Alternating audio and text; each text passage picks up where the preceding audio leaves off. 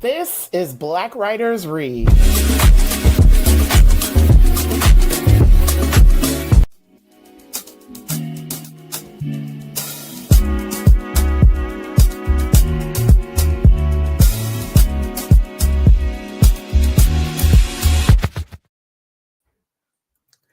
Good morning, everyone. Happy Juneteenth. Thank you all for joining me today for this very special episode to close out season 5 of Black Writers Read.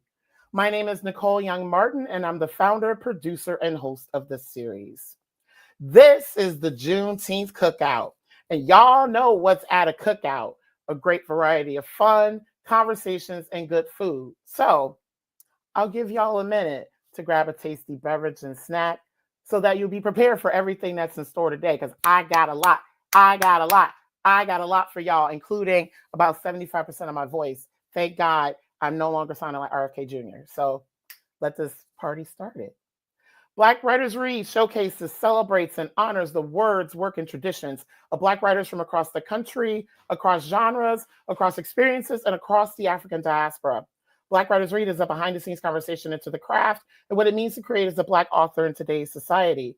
Since starting the series on Juneteenth in 2020, we've hosted 90 authors representing over 15 genres from 6 countries and 26 states. Our platform includes the live stream interviews, the audio podcasts, book clubs, and curriculum integration assistance.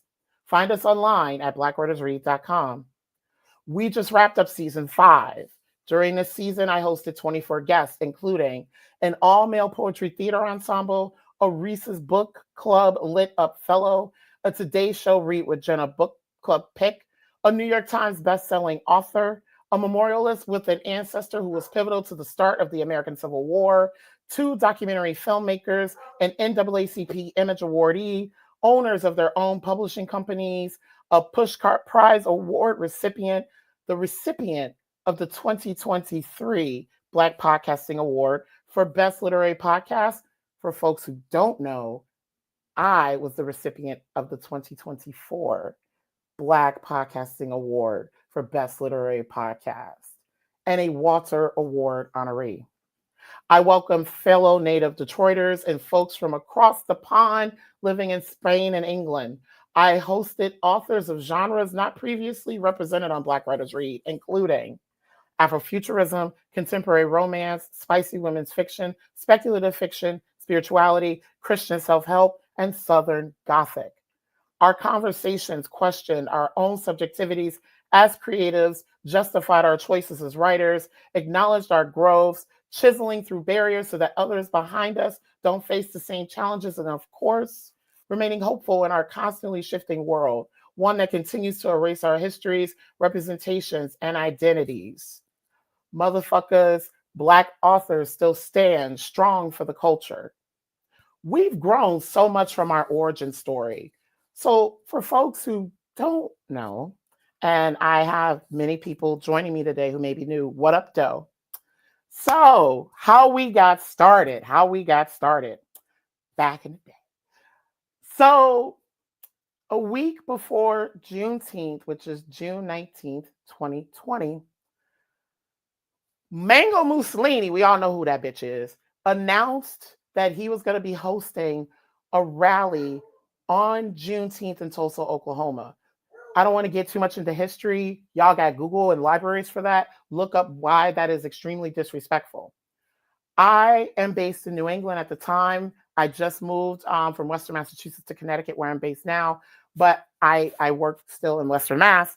And I got tagged. I'm a local activist. I got tagged in all kinds of posts and shit. And they're like, we got to do something. I was like, bitches, we are in lockdown. We can't leave the house. What we gonna do? I'm used to producing live in-person events. I don't know. At the time, I didn't know about this world. So I was like, And also, what can I put together in a week? And so what happened was this. It was originally supposed to be a one night event, one night. That was it. And I put together a Google form. I posted it on Facebook. I'm thinking it was only going to go to writers in Western Massachusetts. Western Massachusetts for me is a mecca of writers. There's a lot of us based in the region. It went across the country. I ended up having 16 authors from as far away as Seattle and Baltimore read over a 3.5 hour period. Amazing, amazing night. Then weeks later, people started emailing me and they're like, oh my God, are you going to do this again? And I was like, at this scale, I'm like, y'all don't understand how much it takes, which this, I want to remind folks, I do all of this on my own. I do the booking, producing, onboarding, writing the script, marketing, stage managing. So that night I was stage managing while people were performing. I'm texting and calling people like, where y'all at? That's a lot to put on in one night and to do it constantly. So I was like, okay, what can I do? So it started off as a monthly series where we had one author on a month. And that was season 1. And they were a lot of my friends. A lot of my friends are authors. Thank you all for being on the first season. Then season 2, we started growing a little bit. People were referring people to me to be on. Season 3 was when it grew fairly big, thanks to the Emily Dickinson Museum for putting me in touch with folks like Lisa Pegram, Enzo Salon Seren, and Michael Mercurio. They helped me to grow the podcast to where it is today. I now get literary publicists, agents, everyone contacting me to have folks on the show. And I now get advanced release copies of books in the mail, which are previews before the book comes out. So this podcast has grown significantly. So I want to thank all of you, each person I spoke with, each person who has watched, each person who has shared a link, each person who has texted me and was like, how can I send you money? Because I know you pay out of pocket for this and you don't make a lot of money and you've maxed out credit cards to grow this, because this platform, it's a lot of money. It costs a lot of money to run this. I want to thank everyone who joined us live and posed great questions to our guest. And I want to thank all of you for listening to the audio podcast, which is something that I've added over the past couple of years, left reviews and shared episodes with your networks. So for folks who are joining us, this episode is going to be quite different from our usual broadcast. We'll revisit some highlights from season 5. Later on, I'll be bringing in a special co-host to chat. We'll be sharing some updates about our specific platforms. Also, I'm so excited. I'll be doing a ticket giveaway for the 2 p.m. Friday, June 27th performance of Wham Theater's production of Where We Stand, written by Donetta Lavina Graves and directed by Vernice Miller. I will be facilitating the post-show talkback after that performance. So for folks who don't know, I am also a proud member of the board. I currently serve as co-president of the board. And my goal, I want to black that motherfucker out. I want every single person of color that exists to be in that space to support the performance. So a little bit about that show. So it features a solo Black woman performer, and the character takes us through a morality play of sorts. It's very audience engaged, very, very interactive. And at the end, the audience chooses the character's fate. So I really want folks to be present in the room. If you are so moved and want to be entered for consideration for a ticket, I'm giving away 3 pairs of tickets, so 6 tickets total. Drop a comment in the comment section of your platform. I will keep track. Just do it at whatever time. I will announce later today who the recipients are of the tickets, and then I will coordinate getting you set up so that you can see the show.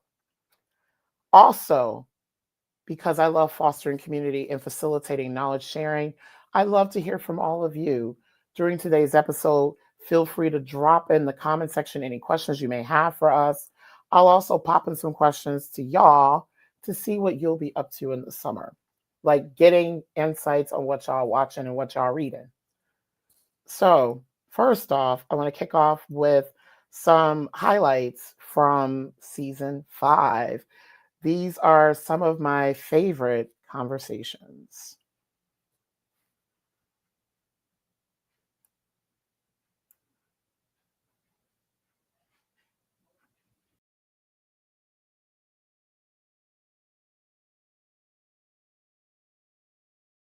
With themes of identity, place, and home, memory, grief, and reconciliation, what did you learn about yourself while writing this book?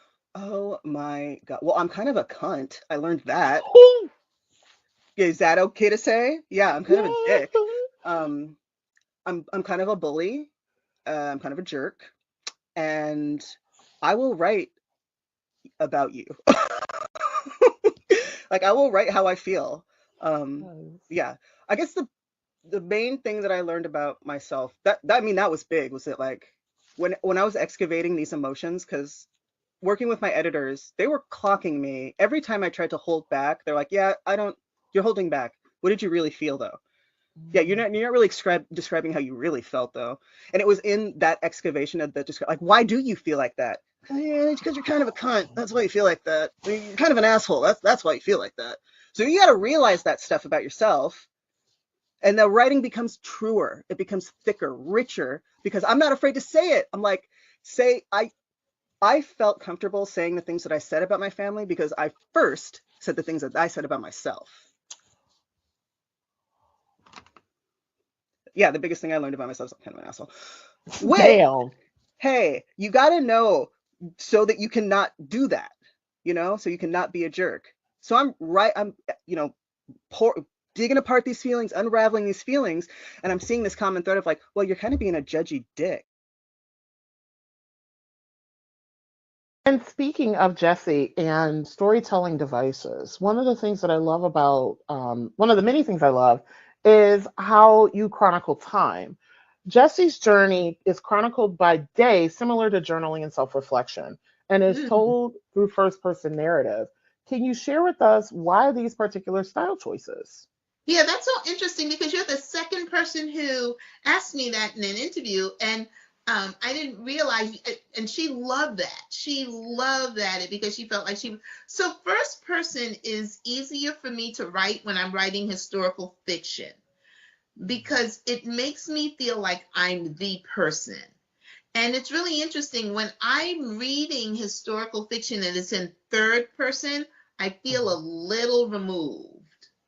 Like I'm reading a really good book right now, but it's in third person. And so sometimes I have to catch myself. I want to be in the story, but I feel like I'm kind of sitting outside and being told the story. So for me Mm. to write historical fiction, I have to write it in first person and to see it that way. And then the dates. Sometimes when I'm reading historical fiction, and I think dates are important to anchor the reader, it doesn't feel like the book is moving when it just says October 1919, October 1919, October 1919.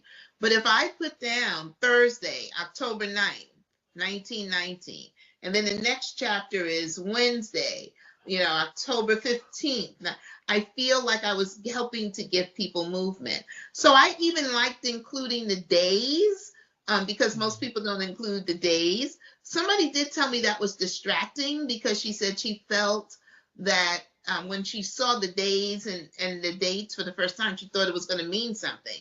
And she said it didn't mean anything. Well, it meant something to me. And now that I know you're like the second person who has said that, I think that's something that I can keep up because it is Jessie telling her story. I ended up with one of the biggest agents in New York, Elaine Coster, who really helped my career to get off the ground. And I ended up with her because one of my friends, Kim Roby, had her as an agent, and so she was interested in me. And then Elaine, who was I said one of the biggest agents in New York, had a group of women that she worked with, and she was like their mentor. And I would still be with Elaine today, except she passed away. And when she passed away from breast cancer, the women that she worked with, who were like her proteges, one of them reached out to me. And my editor was saying, this is a good one, Liza Dawson. Themes covered in this series includes neurodevelopmental disorders, ADHD, prison and the justice system, and physical abuse. Who is your ideal reader for the Love and Music series, and why was it important? Which you talked a little bit about this. Why was it important to you to cover these topics in the series? So I would say my ideal reader when I'm thinking about the reader, right? So like I know that the books appeal to a lot of different readers, and I'm certainly not saying, okay, it's not for you. But when in my head, like I'm thinking a Black woman who is 35 plus is who I'm usually thinking of, like in their 30s or whatever, or up, is who I'm thinking about usually when I'm writing the story. I have readers who are not Black, of course, but that's who like I'm kind of thinking about as I'm writing the story. And as far as those topics are concerned, so I love being able to offer representation for Black women in terms of stories. And so, we often talk about diversity in fiction. And, first thing that always comes to mind is race and ethnicity and stuff. But I'm looking at the wide range, plus size characters and neurodiverse characters and characters dealing with mental health issues and physical disabilities, and, whether they're LGBTQIA, just all of these things that are also something that people experience and might want to see themselves on the page. And so even things like a character being dark skinned as opposed to, lighter skin. Like as a dark skinned girl, I know often I wouldn't see when I was reading, because I was a heavy reader as a kid. I wasn't seeing a lot of Black characters on the books and stuff that I was reading, and which is funny because I was a big Judy Blume reader, so it's a trip to see Forever now has with Black characters in the story. Right in this particular genre, are tropes a blessing or a curse? How do they inform your writing, and then how do they impact readership? Okay, so it's so funny that when I first started, or so when I first wrote my first romance or two or whatever, like I wasn't big in tropes, and my editor and stuff didn't like push me to do any specific tropes. And then I had started looking at like other places to pitch. And so I saw another small publisher who had pitched something, and she was like, oh, well, but you need to have 2 or 3 tropes. And I'm like, that's crazy. Why would you have 3 tropes in one book? That's what I'm thinking at the time, right? And so over time, I started to realize, like, because in the beginning, especially if like you are a rebel mind, you can be the kind of person who's like, I don't want to be, locked into this, right? And then I just kind of realized that it doesn't necessarily lock you in. Like it gives, first of all, it for readers, it gives them a way to find books that they like. Like, if they like, you're a person who loves reading about, second chance romances or enemies to lovers or whatever. I would love to know why your debut novel is a coming of age story, and how do you think this narrative in Swift River introduces your voice as an author? Oh, I'm so happy you love coming of age like I do. I didn't know that I was going to be writing a coming of age story, but I will say that I am very much drawn to this moment in life. I think, I worked in television for years for a teen channel, and we made shows like Degrassi and South of Nowhere, and all. I feel like it is such a rich moment in life. I talk to people and I say, do you remember what it's like to feel, to be 16? And it's just, it's so much pain and so much joy. And it's not hard to find drama because of the way that you feel things so deeply at that age. So, in your middle grade works, especially Root Magic and the Creeping of Dogwood House, what are some other themes that emerge in the text, and why is it important for you, for young readers to experience these themes in these ways? For young readers, I write a lot about identity. I write a lot about ancestry. I write a lot about learning your history and why it's important. I write a lot about acceptance of yourself and others. The reason I write a lot about acceptance of yourself and others, and I encourage younger people to not say, I want to understand, because I don't think that we can always understand someone if we aren't specifically from their background or have had their experiences. And I think that we should encourage acceptance more so than understanding, because understanding puts the burden on the other person to explain, why do you do it this way? Why do you think this way? Why does this happen this way? Why does your family do this that way? And I would like to guide people, or especially younger readers, more towards acceptance. This is the way that their family does it. This is the way that this person is. And then decide whether you want to engage with that or not, because you certainly have that right to do that. I also write a lot about ancestry and learning your history and why it's important, because I think that, especially now, a lot of our history is not being taught. And it's important for kids to be curious.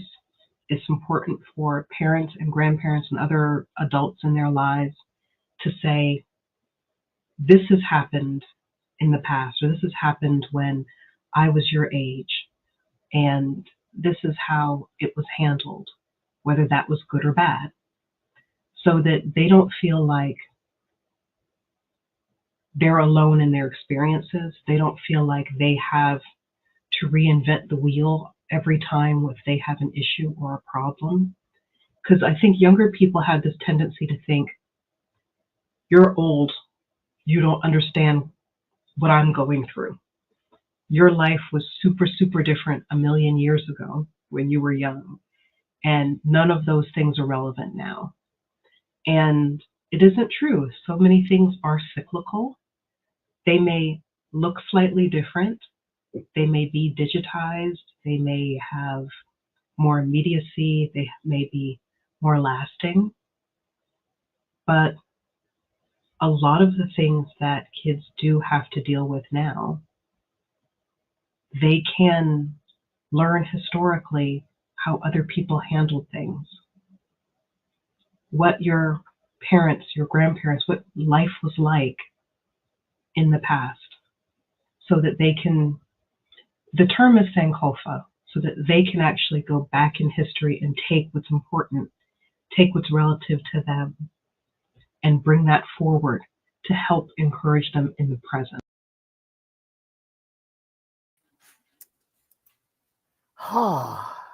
It's bringing me back. This season was so amazing.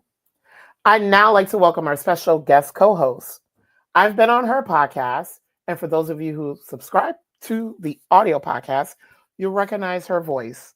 I'm extremely excited to be joined today live by Pink Lady Jazz, Jasmine Gary.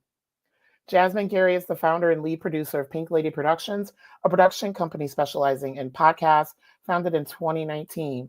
Her love for creativity and expression began as a child when she sang, danced, acted, and stage managed various productions in her middle and high school performing arts schools. A proud Pattersonian, as in Patterson, New Jersey, Jasmine went on to earn. Sorry, my other co-host, Mocha. I don't know if y'all heard him. I asked him to take the day off to celebrate Juneteenth with his brown self. He decided to come into work today just now. So I'm gonna get back to this, Mocha. Jasmine went on to earn a BA in communications from Howard University, graduating in 2015, which allowed her to explore the behind-the-scenes aspect of radio, TV, and film. Jasmine became an avid listener of podcasts in 2017. So in 2019, she began editing and producing them.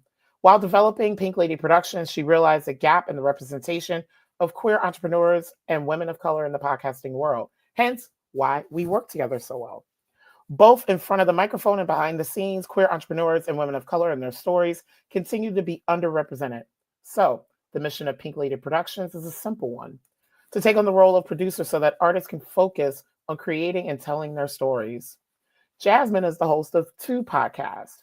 Podcasting is the New Kink and Bet on Yourself, Sis, which the current season of Podcasting is the New Kink is us chatting about the book and television series Black Cake. Jasmine curates spaces for Black women to get inspiration and insight. Join Pink Lady as she interviews wellness and healing professionals, Black women entrepreneurs, and reviews television adaptations of novels written by Black women. Learn to be your best and favorite self and think more critically about media and society. Find Jasmine online at Instagram and TikTok at Pink Lady Prod and pod.kink. So, I'd now like to welcome Jasmine Gary, lovingly known as Pink Lady Jazz, to the virtual stage. Hey, girl. Hello. Hi, Nicole. Thank you so much for having me. I'm so excited to talk to you. As I cough, which folks who have been following, and we've heard I've been in production a lot over the past year. For me to not have coughed over the past half an hour is a blessing. Yes. You did it, though. You did it. I'm on tons of prednisone, which I've been driving my family crazy. I haven't really slept in a week. I'm like going 50 miles a minute. My introverted husband is ready to smother me with a pillow. Like girl, I have been turned for this past week. Yeah, a lot's been going on. We were talking a little bit earlier about like the weather. For me, it's the allergies. Allergies just crazy, okay? Because it's been like raining nonstop. I'm in Jersey. I know you're in the Massachusetts area. It's been raining like nonstop, and then all of a sudden today it's like gonna be 90 degrees. So my allergies is like, okay, what the hell is going on with the world? We're not used to this. Yes. Like, get it together. So I concur. I understand a little bit where you go. I've been popping pills like every day, and I don't like popping pills. I'm a tea drinker, so I like make some tea. I put some honey and some lemon in it, and that usually helps. But today I can't have no hot tea. I'm passed out. So I'm just drinking I put a little lemon in my water, but that's about it. Water is like all I can do right now. I'm so hot, but I'm here and I'm happy. Yeah, so you look amazing. Which, by the way, for folks, I'm gonna pull this up because her headshot is thebomb.com. Thank you. Yo, yes. Girl. And a Black woman did my makeup, and a Black woman took those photos and edited them. So yes. Girl, I was like, yes. Thank you. So we got a lot to talk about today. Yes. So the first question that I have is, and this, everybody, is an informal conversation, but I wanted to set the tone. So we've had both a very beautiful, expansive podcasting season. So I would love to know, what were some of your favorite moments from the podcasting world this season?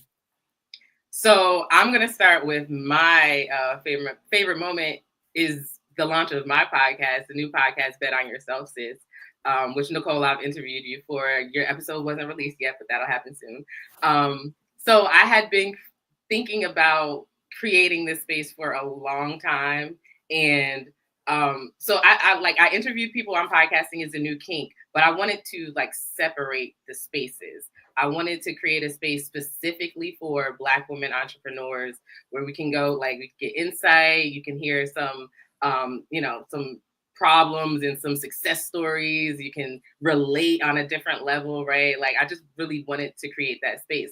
So finally this year, I decided this is the time I'm going to do it. The name kind of came to me out of nowhere, which was the same for podcasting is a new kink. I like acronyms. So Bet on Yourself, Sis is an acronym of boys. I don't know. It's a new kink is an acronym of pink. But bet on yourself, sis, right? Like, it is for Black women entrepreneurs. And, I want Black women entrepreneurs. I want Black women in general to just, get rid of this feeling of being stuck, right? Like you can change your life, right? You can build the life that you want.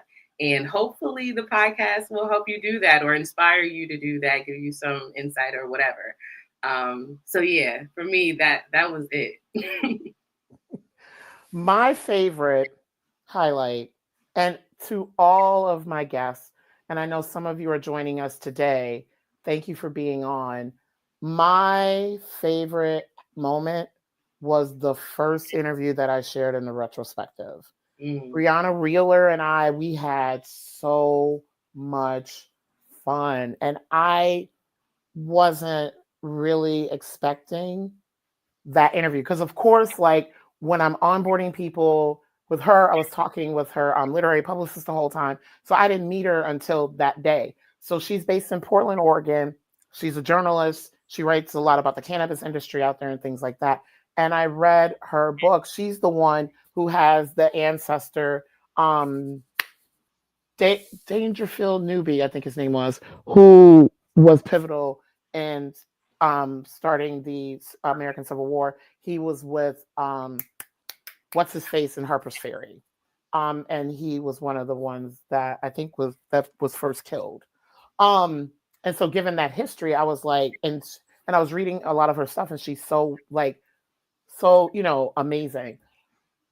Prior to us coming on, because a lot of times I'm meeting my guests for the first time, like about 20 minutes or so before they come on, her and I were talking, and in her intro in the book, she was talking, giving a lot of formative information, dates and things like that, because this is her memoir. Her memoir, for folks, my apologies, not remembering it offhand.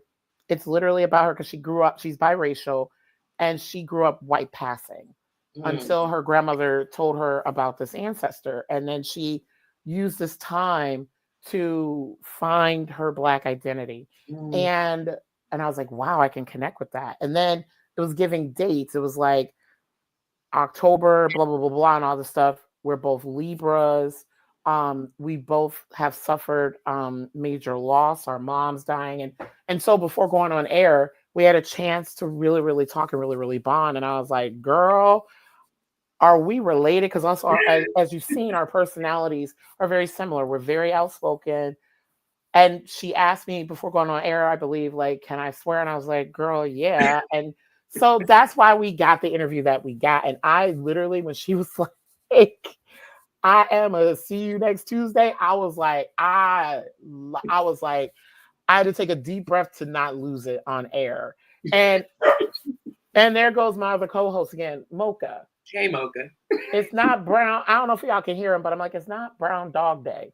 But he thinks it's Brown Dog Day every day.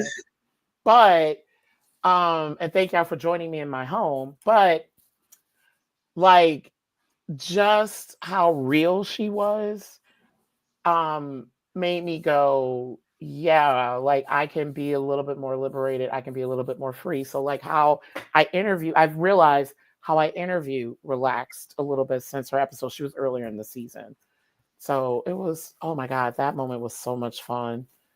So yeah. So the next thing I wanted to kind of talk about, and I'm working on getting there this year. So Pink Lady, you had the opportunity to attend the Afros and Audio conference this year. Can you talk about what this is and share with us the experience you had while attending the conference? Absolutely. So I have been following Afros and Audio for a minute. I think last year was their 7th year, or this year their 7th year, something like that. But I have been following them. They started like in Brooklyn. They did something in Philly. Now they're in Baltimore. So I have been wanting to go, and I'm like, every year I want to go. But every year it fell on like homecoming time. So I'm like, oh, I gotta choose between homecoming and going to a conference where I'm gonna like learn and kind of work and do. It's a toss up. It's not really like I'm going to homecoming, right? So and she went to Howard. So okay, so if you know anything about Howard homecoming, it's lit. All right, so that was the choice. Last year I decided I was gonna do like homecoming events earlier in the week so that I could be available at least one day. So I went on this Sunday. It was a great experience. So my favorite thing, it's going to be a theme here, guys, but my favorite thing was all the amazing Black women entrepreneurs I met. Like, first of all, I got to meet a few people who I was already following. For example, Vina J, she does the Confessions Corner, which I think that podcast has actually ended. I don't think she's doing the podcast anymore. Now she's doing like creative keynotes and creating spaces. She creates spaces for artists and things like that. She's doing amazing things. But it was a podcast that I had listened to, and then I got to meet her in person. I'm like, okay, super. That's cool. I got to meet Shirls from the Millennium Her podcast, the founder of the Alive Podcast Network. I'm trying to think. I got to meet some really like amazing people that I think are really amazing. And then, you know, they just happen to be Black women entrepreneurs, right? And they're doing great things. So it's a podcasting space for Black people, right?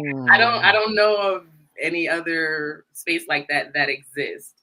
So number one, that is like, okay, that's great. I definitely want to be a part. I want to go. I want to see what's going there. And then you go and you meet all these great people and you're having conversations and they're bringing up good points and they're like, oh shit, like I could be doing that. Oh, I could be doing that. Like giving me all these ideas and actionable things that I can do to like help my podcast. And then also like inspiration, motivation, right? Which we all need. So great experience. Definitely recommend 10 out of 10, 5 stars, all that. Nice. Yeah, because I definitely want to go because that's like one of the things that I love about the Black podcasting space. Like, for example, which are you going to enter the Black Podcasting Awards this year? I think so. That's another thing I've been following for a minute. Like, oh, I should do it. I'm like nervous, especially before now. I'm pretty sure I'm going to do it. I'm going to nominate Bet on Yourself, Sis. But I think before, because podcasting is the kink was so all over the place, I didn't even know how to, like, how do I nominate it, right? Like, what do I even call it? I had a hard time figuring out how I was, like, even going to market the show, right? So now that I've created or, like, separated the spaces and curated them more, so now I feel more confident in like nominating. Yeah, because I'm definitely going to enter again this year, which originally they were charging only $79 for the nomination because I think that's like 60% off. Up until today, something was wrong with the application. So I think they're going to reopen it and extend the deadline for that discount. So make sure you get in on that. But that community, so it's hosted through the Black Podcasters Association. Like you get, once you've received an award, you are always eligible for the discounted 1-year membership. The community is phenomenal. And just very supportive. Like I've been on the message board asking for things and they've been really encouraging and pushing me to do things, which is one of the reasons why I'm announcing a bunch of stuff coming up. So yeah, so I'm like super excited.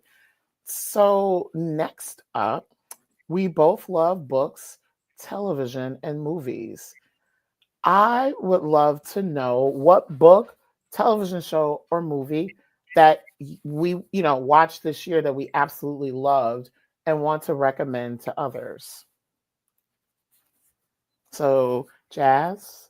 Absolutely. So, yes. Sorry, I got a little ahead of myself. Yes.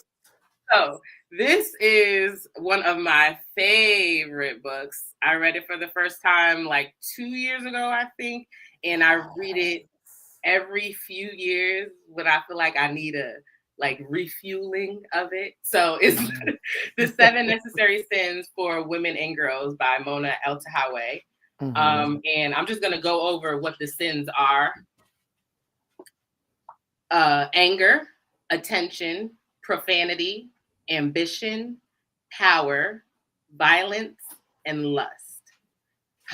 And the way she just goes into them are just amazing. My favorite one is profanity, right? Because I'll be cursing, right? Fuck y'all. but growing up in a strict Christian household, I was always told to be a lady, right? Like I can't say certain things, I can't do certain things. I'm supposed to, be this prissy little girl who always just wants to get my nails done. And don't get me wrong, I was that for a long time. Like I just wanted, I would be outside and everybody would be playing around and whatever, and playing with each other. And I would just be reading my book or painting my nails, polishing my nails, whatever. I just like, I embodied that for a very long time. But yeah, like telling women and girls that we shouldn't curse, right? Like we should act like a lady, right? We shouldn't have potty mouths or whatever, right? Like it is such bullshit. Like, and now I know, right? So it's all about this, like, and she goes into it in the book, right? She talks about like the purity culture, right? Like how you're supposed to be this pure virgin, specimen that is just supposed to be kind of looked at and held up on a pedestal or whatever.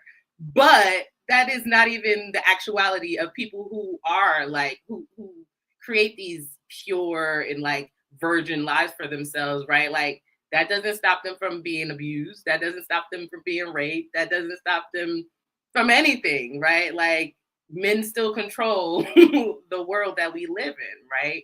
And a lot of the times, like violence against women is not even a thought, right? Like, no, we don't even think about it. It happens so often. It happens so much. We just like, yeah, it's a part of normal life, unfortunately, right? And I love in the violence portion of her book, she talks about like, what if that was flipped, right? Like, what if, and I don't know the exact statistics, so forgive me, y'all. I'm just throwing a number out there, right? So let's say it's like 1 in 3 women have experienced violence against, from men or whatever. So if that was flipped, 1 in 3 men had experienced violence from women, from a partner, from whatever, shit would change real quick. Like we could never live in a world where that was the norm, right? So somebody like they would summon the apocalypse. What? Like they would be dropping the bombs quick. Without a thought, pressing all the buttons. Okay. Yes. So she has a lot of like, we can say radical, right? We can say radical ideas. But I love them. And the first time I read this book, I was just like, whoa. What? And this is coming from, I love fiction, right? So fiction is my bag. I love fiction. I love novels, right? And all types of fiction. Like I love all different types of genres. I couldn't really get with the nonfiction. I couldn't really get with the memoirs and things like that. Like it didn't really interest me. So coming from that and then reading this book, I'm like, oh, like, no, there is nonfiction out here that I would be absolutely interested in, that I can feel something from that could like motivate me, right? Like, oh, so read this. I would definitely recommend it. Look at the like the coverage is so fire, right? Like you got the woman up there giving the middle finger, like love it. So that's my first one. So my recommendation is actually a show. Survivor of the Thickest, which is on Netflix. It is Michelle Buteau. It is in the 2nd season. Well, actually the 2nd season, I think, is fully uploaded. And the show just got renewed for a 3rd season. So I'm just going to do like a quick overview because I don't want to give it away. But Michelle, the show, and again, you'll be hearing my little brown furry co-host, because stuff is going on outside and he needs to be the guardian of the castle, even though we did not hire his ass. She's a plus size woman in her 40s, and she's like trying to find herself in New York City. It's about dating and things like that. And I have a dear friend, Grace Edwards, who I went to undergrad with, who is a writer on the show. And it's all types of amazing things, including in season 1, Michelle's character helped to throw a queer prom. Season 2, one of their friends, Peppermint, who's a trans woman, has this gorgeous, lavish wedding. And I just love like the friendships like we have, like Michelle Buteau's character, my apologies, I don't remember names, but her besties are a woman who I think, I don't know her exact sexual identity. But she's played by Tasha Smith. Smith. Tasha Smith, and a gentleman, and the three of them, their friendship is so cohesive. And I love also too the like romantic interest that Michelle Buteau's character has. Like these guys are hot and the sex is hot. So right. And so that's why I want people to watch it and support it, because it's doing something very different. It feels really real. Like one of the things that I love is just the genuineness of the friendships. Like the guy and Michelle Buteau's character, there's no romantic interest there at all, but they share a very, very intimate relationship. And it's one that I feel like if we had cishet men, cishet women doing more of, this world will be a lot happier rather than this whole priority. Like if you're, the only way you could be friends, you can't be friends. And so, yeah. So there's a lot that I love about Survival of the Thickest. Yeah. Can I comment? Because I love that Yes. show too. Yes. So one of my favorite things, I love that you talked about the representation on the show, right? So the season 2, Peppermint, she has the beautiful wedding, right? She's a trans woman, and like she's happy. There's not a lot of the times when you see trans people on TV, like you see the problematic, you see what they're going through, you see the issues, right? And not that isn't necessary. It absolutely is. I think the representation is necessary, right? But this time we get to see her happy and loving life and having a beautiful wedding. And like, it was just love it. And then the Tasha Smith character, I know a lot of women go through this. They get in their older ages, their 30s and the 40s. And it's like, I've been dealing with men my whole life. And maybe, I have experienced some sexual encounters with women, but they've always been around men. Right? So I love that she's exploring this sexuality and what this means for her. And men don't have to be, men couldn't be involved, but they don't have to be involved. It's not like surrounding men. I really love that. So. Yeah, and speaking of Tasha Smith, and I hope I remember this correctly, one of the things that I really admire about her as an actor and director, so in real life, she's a born-again Christian. Mm-hmm. And I don't think that she goes into too much detail about her personal life, but she, when I hear born-again Christian, I assume that she wouldn't play roles like this and do that. She still does these roles and delivers and just does such an amazing job. And I'm like, thank you for like coexisting in this like beautiful, beautiful space. And again, I want to emphasize, and if she's out there, because we're in touch, but I haven't like touched base with her in a while. Grace Edwards wrote the episode of Peppermint's wedding, and it's just so beautifully done. And I'll share it on my platforms. I believe there's like a clip somewhere where Michelle talks about, and Grace, I believe, talk about why that episode was important to write and to write it in the way that they did. Yeah.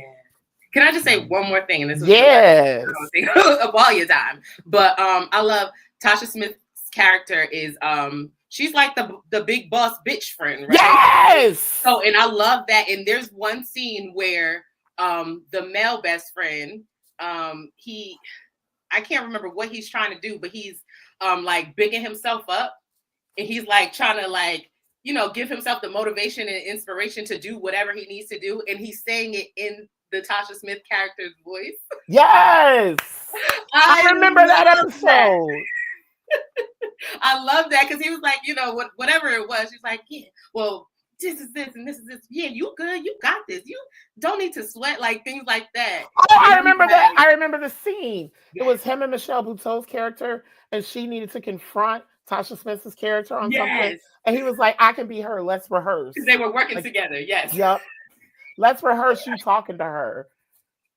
That shit was hilarious. And she's a big boss bitch, like has like a 6-figure job, like corner office. And the way she be talking to the white men that work for her, oh yeah, girl.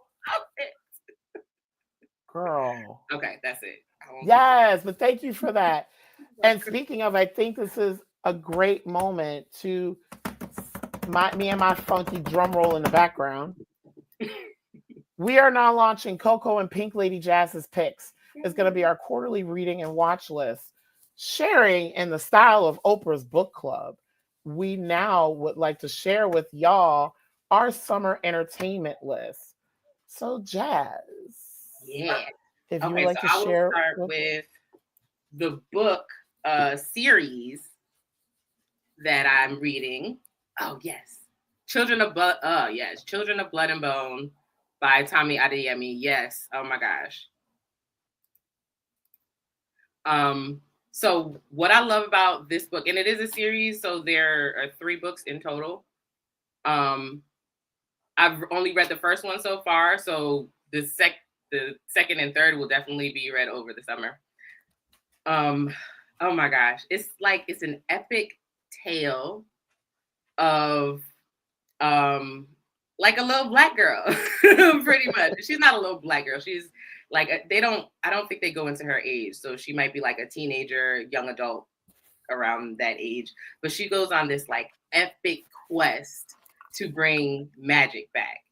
And they hit on a lot of themes that, you know, how fiction does. They definitely resonate with the real world, right?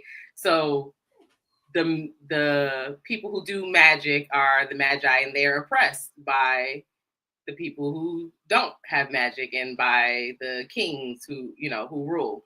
So I won't go too much into it, but it's a love story. It's a coming of age story.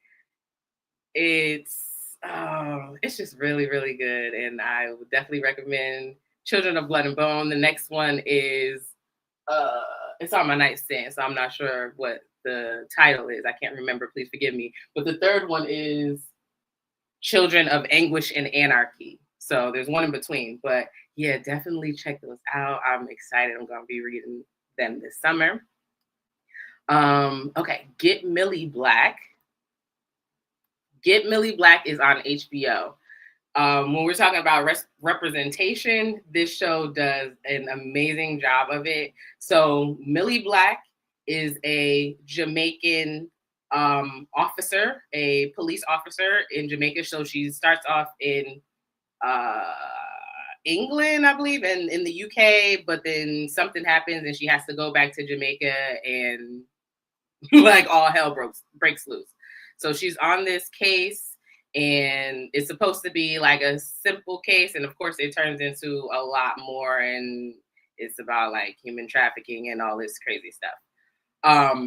But her partner and in work is a gay Black man, and her sister is and I'm gonna give her the label of trans woman just because this is what I know. She doesn't have a label, but her pronouns are she, right? So it's a lot of representation. And in Jamaica, right, where we know that safety is absolutely an issue for queer people, right? So it's a great show. It's a great story. It's got some action in it. Got lots of representation. It hits on some really realistic themes. Talks about human trafficking. And overall, it's just really, really good. So definitely recommend that.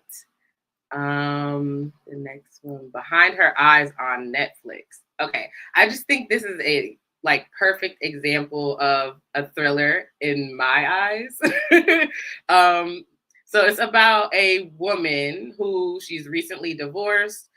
She has a son, and she's very lonely. A line in the show, one of her friends says to her is, you let yourself get too lonely. And when you watch it, you'll see why. She gets involved with a married man, and she is friends with his wife. Let's put it that way. And all hell breaks loose. I think it's a great example of a thriller for me, because it's like the first episode, it just throws so much information at you. It's like, okay, what the hell is going on? I know that all of these things are connected somehow, but how? What the fuck? Like I don't know. And then as you watch the story, you're like, girl, stop doing that dumb shit. What the fuck? you yelling at her. Well, I was anyway. I was really like yelling at her the whole time. Like, girl, get your shit together. Stop this. Stop this. Of course, she doesn't, and then some stuff happens. It's a really good. It is a thriller. It is one of those thrillers where like you're gonna watch till the last episode and like the last half hour of the last episode until you understand what the actual story is. And I love that. I love to be super confused until the end. So that's that. And then Matilda the musical. Okay, so I love adaptations. Matilda came out when I was really young. I'm not sure what year it came out. But this is another adaptation of Matilda. The music in this is so good. I love the songs. There's one song called When I Grow Up. And I love the lyrics. Let me see if I can find the lyrics real quick because they talk about growing up, but from a kid's perspective, right? So it's like, when I grow up, I'll be tall enough to reach the branches that you need to reach to climb the trees. You get to climb when you're grown up. So it's like, it's things like that where it's like, it's from a kid's perspective, but okay, I get it. And as an adult, right? Another one of the lines is, I will be brave enough to fight the monsters that you need to fight underneath the bed. Something about that when you're grown up, something like that. But it's just like, it's these metaphors that are like, okay, from a kid's perspective, it's a little maybe silly, right? But as an adult, like, nah, I get that as a metaphor. Like, yeah, I really resonate with that. I love working with kids, and the kids in this movie, like it was kids singing and dancing and doing their lines and all of that stuff. And I loved it. It was great choreography, great music, all of that. Definitely recommend. I'm looking forward to watching all of these things over again this summer. Yes. That's my list. Thank you for that. So now I'm excited to share my list. Yay. So the very first one I'm extremely excited about because this is someone I've followed for some time with their career. Black Fat Femme, revealing the power of visibly queer voices in media and learning to love yourself by Dr. Jonathan P. Higgins. So, and I'm gonna do my list a little like quicker because also some of these things like I'm still like reading and things like that and trying to enjoy. But so Dr. Higgins and we actually met on Facebook years ago in a Black Student Affairs professionals group. And this is before they thought about before they started pursuing the entertainment industry and writing and things like that. And I just remember them saying like how much like working in higher ed can be extremely draining. And since then, and this has been like years in the making, they have gone on to they have a podcast themselves. My apologies. I don't remember the name of the podcast, but it's along the lines of like Black Fat Femme. And it's with another queer identified folk. They've worked in television, screenwriting, all of these things. So this book is that adventure. I believe it's their memoir. And I have been looking forward to this book coming out. It came out a couple of months ago. And actually, they're going to be on the podcast in the fall to talk about the book. We're still securing dates. The next book, This Could Be Forever by Ebony Liddell. I actually, because I'm somebody who sometimes I don't even know what the book is about, but if I'm in a store or I'm browsing and I see the cover, I saw the cover of this book and I was like, oh, okay.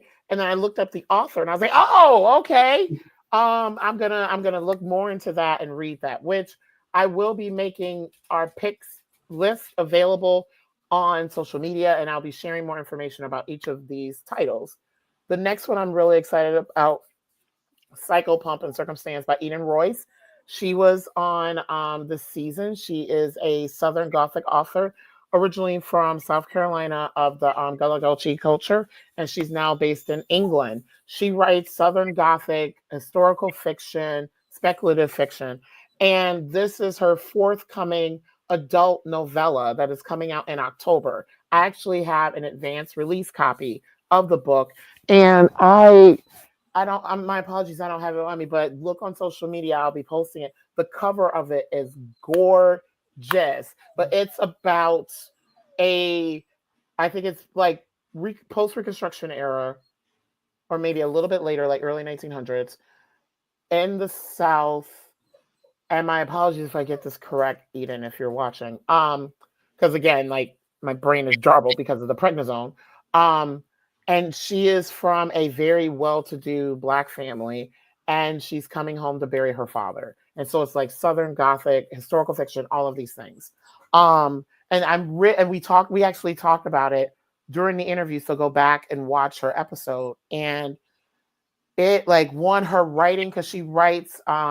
We talked about on the episode. She's written a lot of like middle grade and YA books.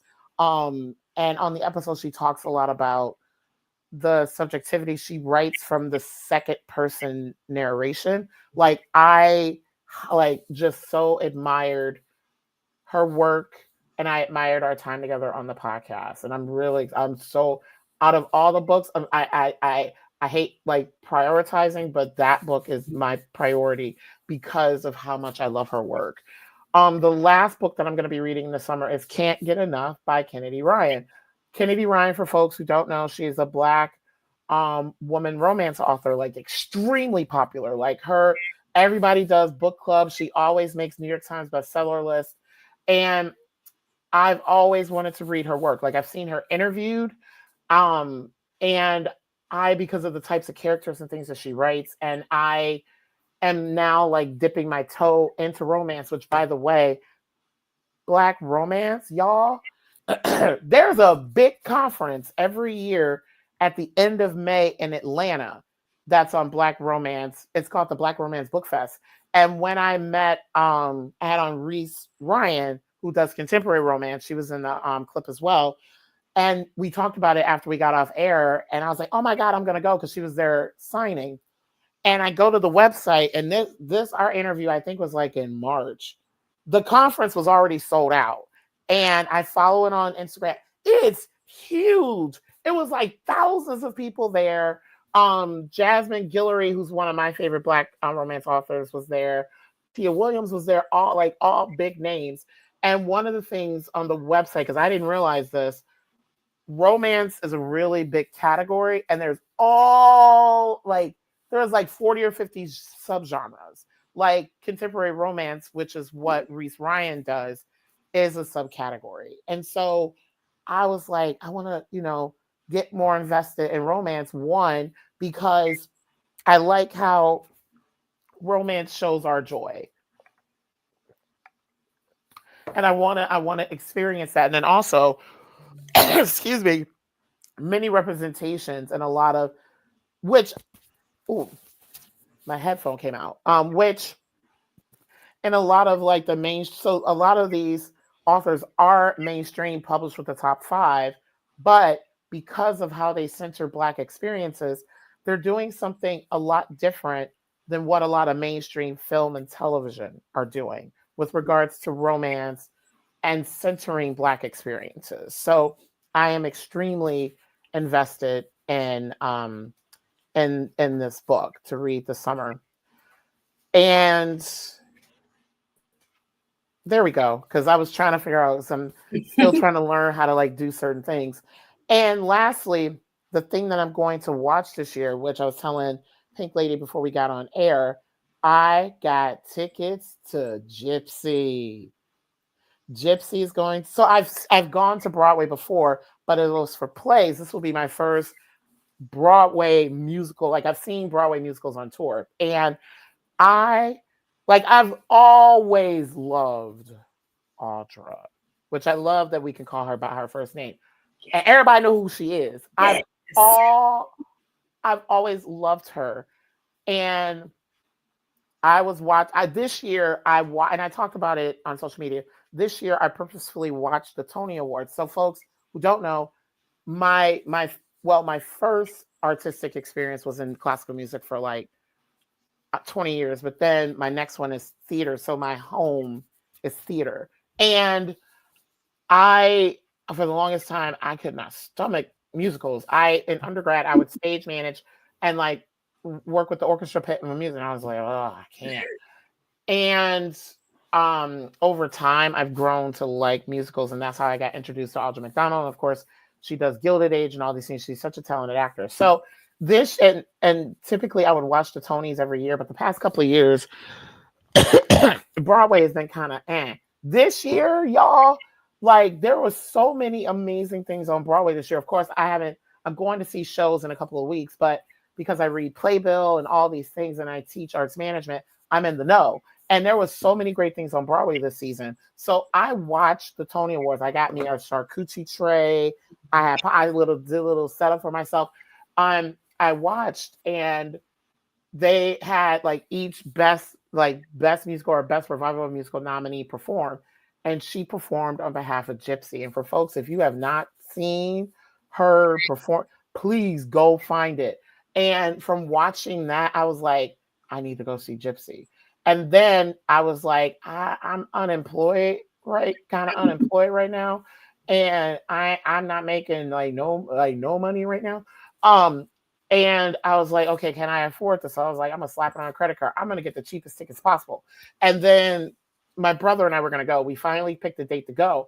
And I'm like on the site, and I was just like, because the seats we were looking at, it was partial view. It was, and I was like, you know what? Fuck it. Audra deserves front row seats. So we bought front row tickets to see Audra. Like, I was like, Audra deserves all the money. Like, girl, here. Like, just take all, just take, here's my whole paycheck. Like, but I'm telling you, like, that performance, I'm just going to sum it up why it's so important. So, like, I've read, like, so many people were like, oh, she's overacting and all those other things because they're comparing her to white women who have played this role before. If folks, so I'm familiar with the musical. I don't want to give it away because, again, you need to Google, and it's based on a real story. Like, the desperation of this mother to have her children be on stage because of the life that she wants. That performance, like, she conjured up something. Like, as a now Black caregiver and a Black stepmother with people in my care, I felt, oh my God, I felt that performance. And people are like, she's overacting. I'm like, if you know the story of the musical and the story of that character, that, and also just how grand, like, the Broadway stage is, that Nicole Scherzinger definitely earned her Tony, but Audra killed it. And I was like, she does this shit 8 shows a week. Broadway is 8 shows a week, and there's 2 show days, which I love when Audra, because I follow her on Instagram, she like does some stuff like in her dressing room, and she calls it 2-day show when it's like what does she call it? It's like two show shay or something like that. And she's talking with us as she's prepping for the role. And I'm like, she is a beast. Like, watching her go from Audra to this character, I'm like, whoa. So I was like, I don't want to tell y'all how much I paid for these tickets, but I was like, Audra, you deserve a whole paycheck here. Yeah. So I'm very excited to go see Gypsy. Like, I'm so excited. That's gonna be so fun. Oh my gosh. It's so much fun. And we're actually gonna link up. We're gonna finally meet in person. While we're in town, I was like, hey, or before we came out, I was like, hey, Jazz, how far do you live from New York City? And we're gonna, and I'm like, it don't matter if you're gonna be in New York City, I will get there. Yes. And when we get done today, Jazz, because how my brain operates, I came up with a really cool idea, and we'll talk about it after the broadcast today. So yeah, so any last thoughts before I share some of my updates with Black Writers Read? No, I wanna thank you again for like just having this idea and bringing me into your world again. Like I love you, and I don't say that a lot, but you become a friend, a real friend to me, and I love doing this with you. I do this with everybody, all of my friends, like my mom. Like you can't really be my friend if you don't want to have a conversation like this with me. So I really like this is what I do. I really enjoy it. So the fact that I can do it like with you and I can do it on a bigger scale is chef's kiss. Love it. Thank you so much. Yes. And just quickly how we met, and this, because I know some people are like, I'm trying to get off of social media and things like that. Instagram has been such a gem to help me build community with Black podcasters, Black creatives, Black authors. We met on Instagram. Yep. And I believe you reached out to me. Yep. And was like, hey, I've been following you. You're an awesome host. Would you like to come on my podcast and co-host with me? And I was like, exactly. I had been following you for a while, and I'm like, I love how your mind works. I love where your mind goes when you're thinking about these things. And I'm like, I want to talk to you. So I just reached out and I'm like, would you like to be a part of my podcast? Like, would you like I have the ideas. I already know what I want to do. You just got to show up pretty much and like talk to me. So yeah. And then you said yes. And it was one season and then there was the next season and then we talked about something else. I came on your podcast. Like it's growing, it's going to keep growing. I love it. And you're my sister because we've talked about so much after production. We've like just gone on to talk about all kinds of stuff. And Nicole was like, turn your camera off. Yeah, exactly. Make sure you're not recording. Yes. And I hope to meet your mom at some point too. Your mom sounds awesome. Absolutely. You will definitely get to meet her. Absolutely. Yes. So Jasmine, I love you too. Thank you for all you do. My fierce Black queer sister up here in the media. Like you, oh my God. And just by the way, y'all, she is brilliant. Like her like branding, which again, I'm gonna pull this up. If y'all look at her jacket, that's her logo. She's brilliant. Like just so if y'all are interested in like getting in the podcasting space with her because she's a brilliant producer, please make sure to look her up. Pink Lady Jazz, Instagram and TikTok at Pink Lady Prod and pod.kink. Please look her up and support her work. See you soon. Bye, Jazz. I'll talk to you offline in one moment. All righty. Yes. So everyone, buckle the fuck up because I got a lot to announce. This past year, given all of the support that you all have given me, I have so much in store for this year. So much. The first thing that I want to announce, so for folks, if you're familiar with bookshop.org links folks to independent bookstores, and they have an affiliate program. Now you can go on bookshop.org and purchase books that have been featured on Black Writers Read. By going to this site, you'll be supporting not only independent bookstores, you will be supporting me as proceeds will be contributed back to the podcast. The list is very well curated. It includes unfortunately, not all of the books that have been featured on Black Writers Read because, and I only learned this today after speaking with someone, but was speaking with a mentor, sister, friend, that there's different ISBNs and Library of Congress and several people that have been on, they self-publish and did not do the Library of Congress ISBN. So some of those books are not available. However, for folks who are based in Western Massachusetts, I can't name it right now, but I am working with some local bookstores here, and they will be carrying all of the books that have been featured on the podcast. So if you want to support me and buy a book that has been featured on the podcast, visit bookshop.org/shop / Black Writers Read. It's here on the screen to purchase books that have been featured on the podcast. Actually, I'm about to show y'all how beautiful this bookshop is. Let me pull Let me do my thing. Let me do my thing. Let me do my thing. Let me do my thing. So y'all can see what this looks like.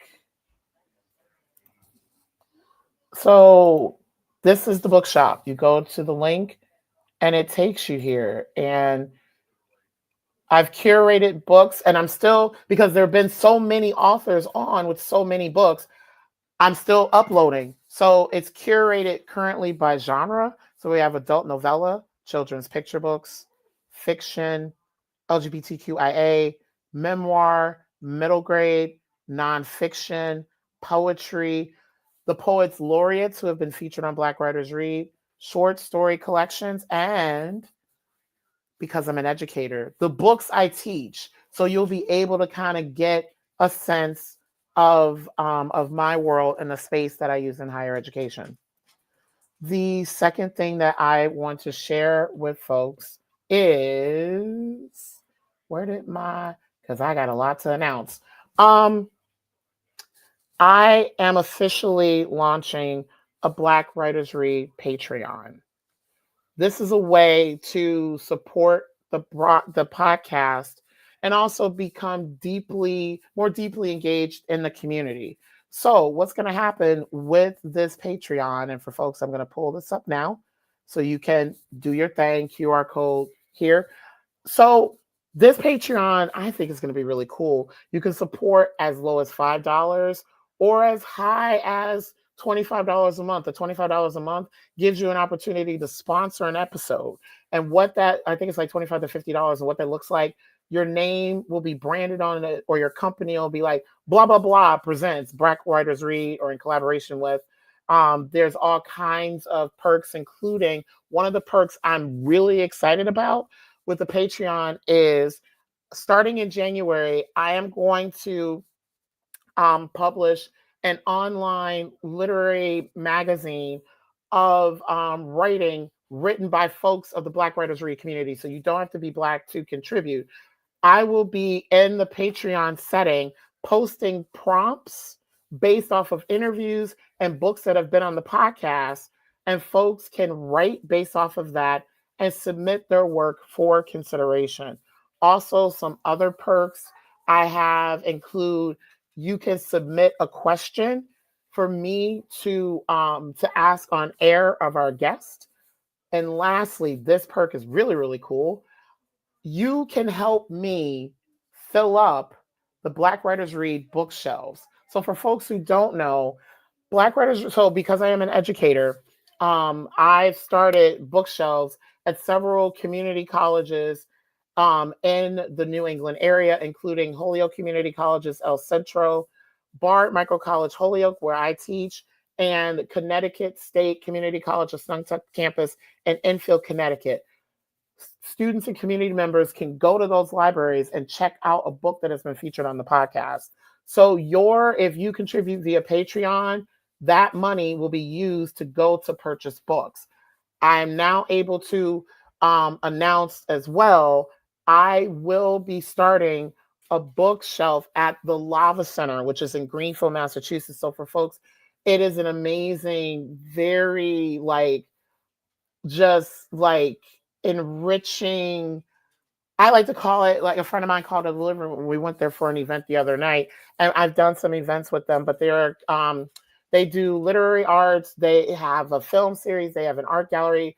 It's an amazing place. And I was just like, and also they have a library there of books that people can check out. And I was like, hey, would y'all want a Black Writers Read bookshelf? And they were like, sure. And I was like, yay.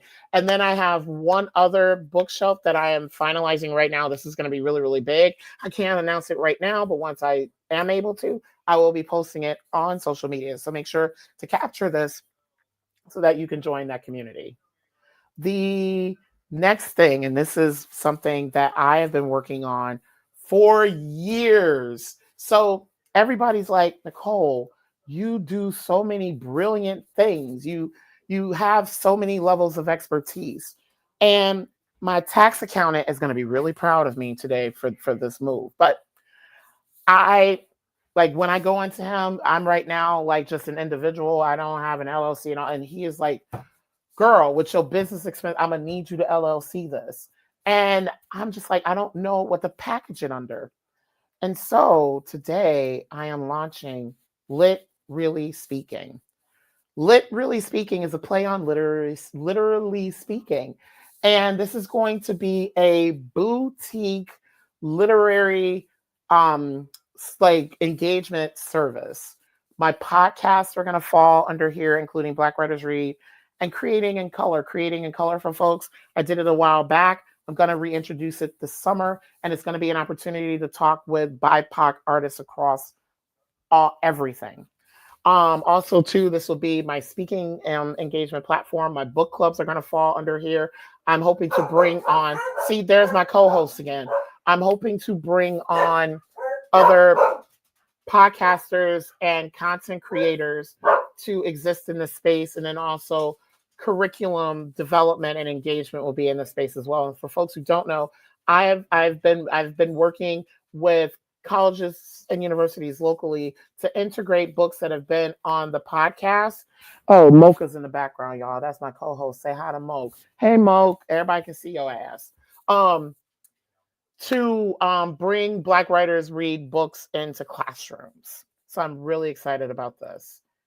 Next up is I wanted to give like a sneak preview into season 6. Season 6 will start in September 2025 and end in June 2026. So there's a thing called Black Poetry Day, and that's on Friday, October 17th. It's National Black Poetry Day. And that day, I'm going to host a marathon throughout the day featuring Black male poets. I'm extremely excited about this opportunity. So it's going to be, they're each going to get their own episode and platform. So I'm going to be streaming live several authors throughout the day. So please make sure to be on the lookout for that. Also, I'm in the process of planning to host at least 2 in-person events this year. These will be in the Western Mass area. If you are so moved and you live someplace else in the country and you want me to come out, contact me. We will make it happen because I want to be able to take this on the road. Lastly, I'm very excited to announce. So a couple of years ago, I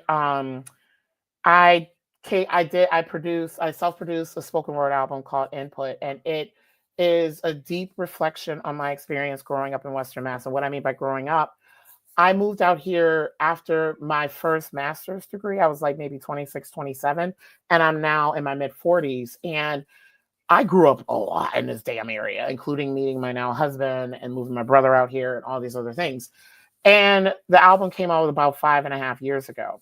Since then, I have revisited many of the poems, rewritten a lot of the poems, and many of those poems have been published in other places, including Meat for Tea, the Valley Review. And I am announcing, and it's going to be coming out later this year or early next year, revisiting Input. So it is actually going to be a printed chapbook of the poems that have been rewritten and revisited since that album. And with it is going to be a journal. So I will be offering journaling prompts for each of the poems so that folks who pick it up can find ways to explore identity and finding themselves and coping through things like dating and all of those things through that platform. So we have now come to almost the end of our time together. Prior to wrapping up, I want to make sure that I let people know who have won tickets to the 2 p.m. performance of Where We Stand, which will be done by Wham Theater at the Lenox Town Hall.